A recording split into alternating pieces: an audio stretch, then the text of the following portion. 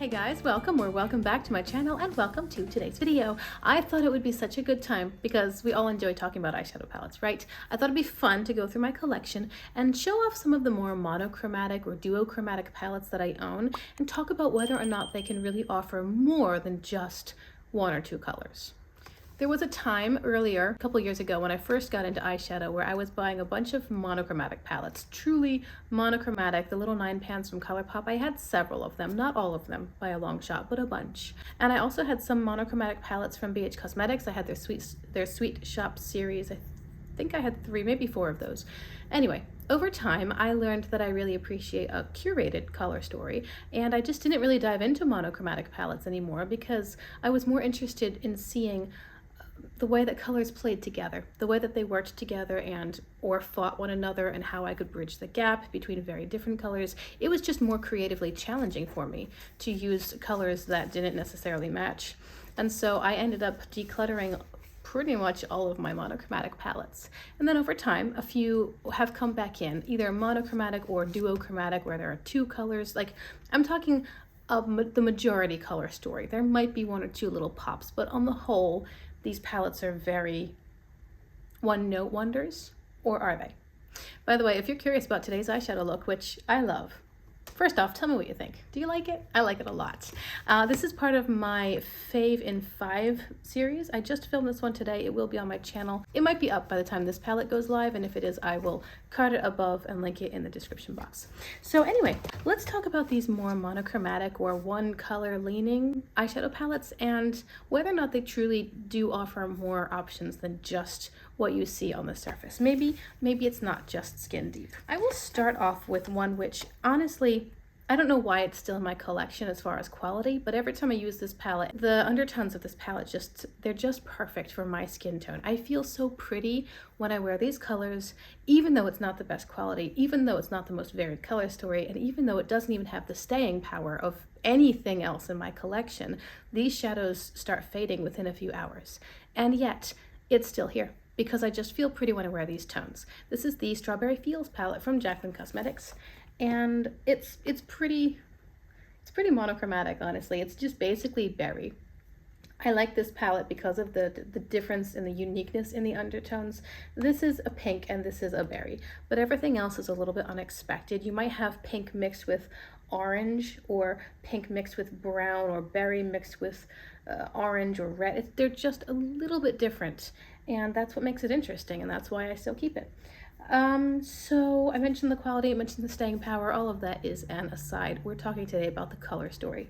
This palette does not offer a lot, but it has some variety. The white really changes things up a bit. I'm glad that they gave me a white and not like a bone colored matte. The fact that it's white and cool toned, I think, makes it a lot more interesting. And then you do have some difference in more orange tones here and kind of a neutral shimmer, and then this very ordinary transition shade that's a little bit cool leaning.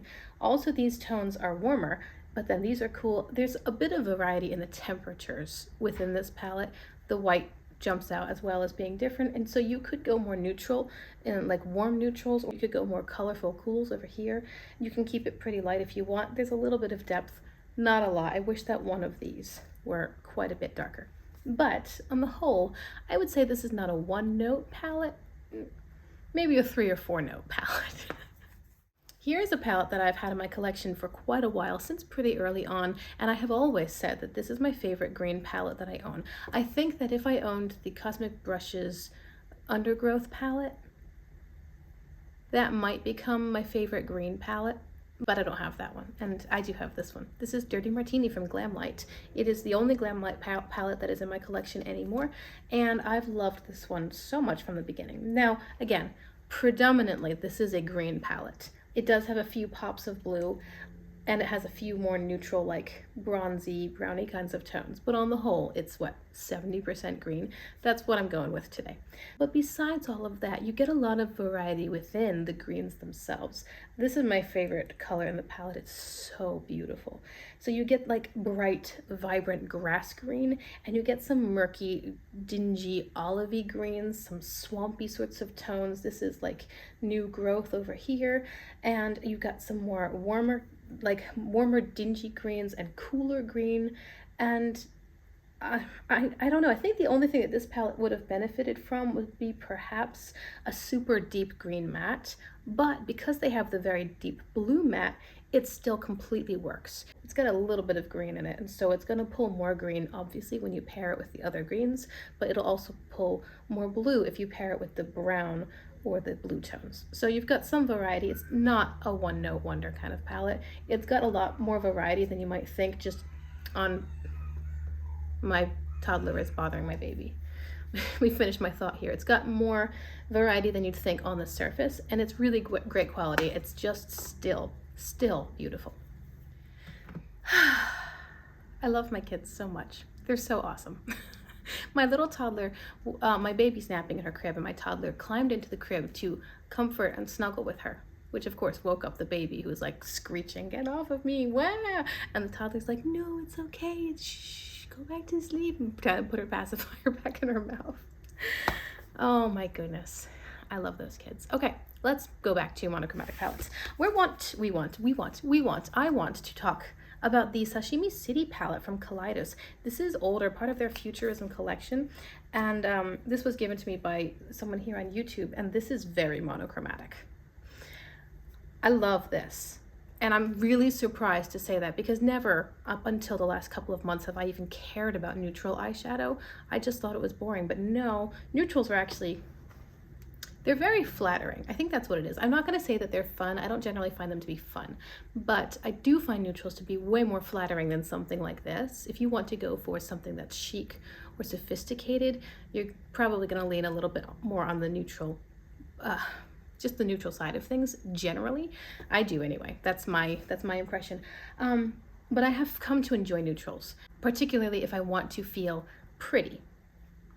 Like, I think this is fun and exciting, but I don't necessarily feel pretty. And I don't put on eyeshadow to feel pretty. I put it on to be creative and to express myself. This is very monochromatic, but I'm gonna say it's not a one-note wonder, because it has four, I guess, 4 warmer tone neutrals, and then 2 that are a little cooler toned. It has good arrangement of mattes. We've got 2 transition tones, 2 deeper. I wish there were a little bit more variety in the mattes, whether cool or warm or depth, or an inner corner highlight. And then the shimmers are beautiful. The shimmers, this is kind of a soft peach bronze that's warm tone, obviously, and this is cooler tone, more of a champagne silvery pink sort of thing. They're both beautiful. I'm not gonna say this is a one-note wonder, but I think it's probably, you're gonna get like maybe 2 distinctively different looks, and after that, things are gonna start to all look kind of the same. I still think it's beautiful. I still really like it. The shimmers are so lovely. These neutral toned Kidos shimmers are incredibly sparkly, and they're just lovely. So even though this is rather an unvaried palette, particularly because it's only 6 pans, I think they could have gotten a bit more variety within those 6 pans and offered more to the consumer, but it's still really pretty. Okay, now we're gonna dive into Alra Ego, and if you don't know that they are a dupe brand for mainly Natasha Denona. I think they've maybe duped a few Huda palettes and Viseart, perhaps. Maybe not Viseart. Another dupe brand I have coming up is has duped Viseart, I think. But anyway, they recently duped the Yucca palette from Natasha Denona with the Wildwood. And first off, can we just appreciate Alra Ego's packaging is so smashing. It's way better than Natasha Denona's. And I have a Natasha palette coming up.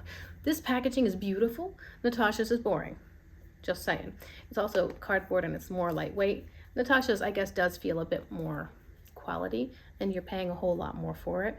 Anyway, this palette, when the Yucca palette first came out, and this one obviously followed because it's a dupe. When the Yucca palette came out, a lot of people were saying, what can it do besides this thing? And a lot of the review videos were just showing kind of the same result each time. Not review videos, first impression videos. I remember that Carrie K here on YouTube, she put out a video showing 2 looks with Yucca, and she got a lot of comments in that first video saying, hey, your looks are the same. There's nothing different. This palette can't do anything else. And so then she put out a second video showing 2 other very different looks. And finally she was showing her subscribers, you can get something else from this palette. So I'm gonna say it's not a one-note wonder. It obviously has lots of these kinds of colors, these yellow, green, browny sorts of tones with a heavy, heavy warm emphasis. These are a bit more orange. You've got a teal here, sort of a murky green over here, and then 5 different shimmers. They look different in the pan. I'm gonna say that on the eye, they tend to look more similar. So I do wish that there were more variety in these shimmers. I think that once they're paired with the mattes, then the shimmers start looking more similar to each other. That might be the biggest difference. I think that the shimmers are more one note. Like, it doesn't really matter which shimmer you use because you're gonna get kind of the same final result, more or less. But you can switch things up a little with the mattes. You can go very warm, you can go cooler if you want to. You could have something that's quite light or a little bit more neutral. So I think the mattes within this color story really are the thing that to give it some variety. I think the shimmers could have used more, I don't know, a little bit more of a difference within what they're offering, but the mattes can change it up significantly. So I'm not going to say it's one note wonder. I think it does offer probably 4 to 6 distinct looks before you start getting the same kind of end result. Since we're talking about Natasha Denona, here's her retro palette, the only ND palette which I own. It's got range and depth. We have a couple quite light shades and then a couple quite dark shades. Not this one, these three are the darkest ones. You have more warm tones, more cool tones, you have more neutral tones, you have a couple of inner corner highlights, a couple like brown based shades right here that, like, if you use these two, you're not going to get a pinky berry sort of look, which is the feeling or the vibe of the palette, but you don't have to get a berry look if you use these. You don't have to get a berry look if you use these three right here, maybe that shimmer. So there's definitely some variety, and on the whole, I think it's a nice palette. It's not very exciting. I mean, most of these are not very exciting. They do what they do well, but you're not going to get, like, you don't have a huge assortment of colors to choose from. But I do think that you can get some different looks from this palette. Again, probably 5 or 6 or 7, where, okay, we're starting to get a little bit similar now. You've got a couple options as far as transition tones or like starting your look. You could go smoky, you could go halo, you could do a standard light to dark kind of eye look and get a lot of different undertones. And just like the Strawberry Fields palette, I think that's the key with this palette is the undertones. Some are warm, some are cool, some are neutral, some are brown, some are pink, some are peachy or berry. There's some variety within the undertones and the depth and the actual range. So again, not super stimulating, but if you like this color story, and in this case, I think that the packaging, like the color of the packaging is a good representation of what you get inside. Like her Yucca palette, she did do a good job with the packaging, showing you these are the colors you'll get inside the palette. I still way prefer Alra Egos because they have actual artwork in the design and not just a wash of color or just, they're just way more beautiful. But anyway, if you like this color story, it's excellent quality. I don't recommend getting it on full price. I'm never gonna say go spend, you know, $70 on an eyeshadow palette, but if you can get it on sale and you like these colors, it is good quality. And I do think that it's offering more than just one look. Let's talk about a well-loved palette and discontinued from ColourPop. It seems that they discontinue people's favorites all the time. This is a palette that I bought more or less for the packaging. And I talked myself into the color story, but I just fell in love with the packaging of the Limoncello palette. I lived in Italy for a bit and I love everything Italian. So this was so me. It was so, yes, nailed it on every level. But we're not talking about the packaging, we're talking about the shadows. And the shadows in this palette, basically neutral. This is your quintessential neutral with a pop of blue. Yeah, it's right here, but there's also a little green just for kicks. I think this one's beautifully on theme. I'm gonna say that this is a little bit more of a one-trick pony, and let me tell you why. Even though they gave us these two colors, there's not much that they can work with. We don't have a darker blue or a lighter blue to get more of a blue look. We don't have a darker or lighter or even a matte green to get a truly green look. So these have to be accent colors or incorporated somehow. If you mix the blue with the yellow, then you'll get green, but again, really only one depth. As far as the rest of the palette, all these neutral tones, there's a lot of similarity. There's a lot of similarity in the depth across the board. We have a darker shade, but this, in my opinion, is a mid-tone that's leaning dark as opposed to a really dark matte. There's no inner corner highlight. There's no like lighter pastel kind of matte or bone colored matte or anything. So you have a lot of the same sort of, well, really just depth and range. And then as far as the undertones, yes, there's some difference. This is cool toned, this is cool toned-ish. And then pretty much the rest are warm. And then as far as the shimmers, these two end up looking quite similar, a little bit more brown. It works with this brown, but it also looks kind of like this one.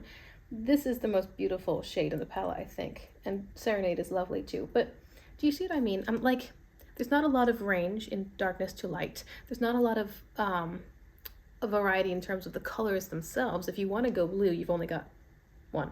If you want to go green, you've only got one, and it's a shimmer. As far as undertones, there's not a huge variety. So I think this palette's nice, and honestly, the last time I used it, I was like, oh, all right, go ColourPop, because it had been a while. It's not my favorite palette. I know that it is some people's favorite, like Rachel Palmieri. She adores this palette. She adores this palette. But she and I have different preferences, and so I think it's good. I think it's pretty. I do like it for what it is, but I know, like, I have to specifically want this when I'm grabbing this palette, because that's what I'm gonna get, unless I'm using it as an accent or, you know, to accompany something else. But on the whole, I think that palette basically gives me one real color story, and I just might change it up, like, okay, I'm going to do a smoky as I can go, or a halo eye, like, then I have to change the technique and the application style, but it's all still going to have the same general result, if you know what I mean. Does that make sense? Okay, let us talk about cosmic brushes. Here is the Winter Wonderland palette, which was a gift. Somebody surprised me with this palette. Now, when I first saw this palette released, I thought, oh, that's blue. And then I think it's really down to the promo photos. The promo photos were very, very icy blue leaning, and I think that if they had played those down a little bit, maybe photographed the palette with some whiter backdrops, you would have been able to see that it actually has a lot of purple in it. In fact, I would argue maybe even more purple than blue. Purple, purple, purple, purple, purple, purple. And then, like, what, 2 blue mattes. So yeah, I think it's actually more of a purple palette, and then you've got some icy greeny sorts of shades.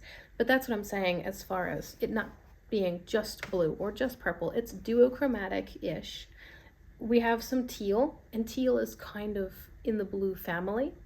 This is a multi-chrome over here, and this is multi-chrome here. So you're starting to get kind of maybe sort of a pink gold lean over here. I used 6 different palettes for today's eyeshadow look. Check out the video if you want to see.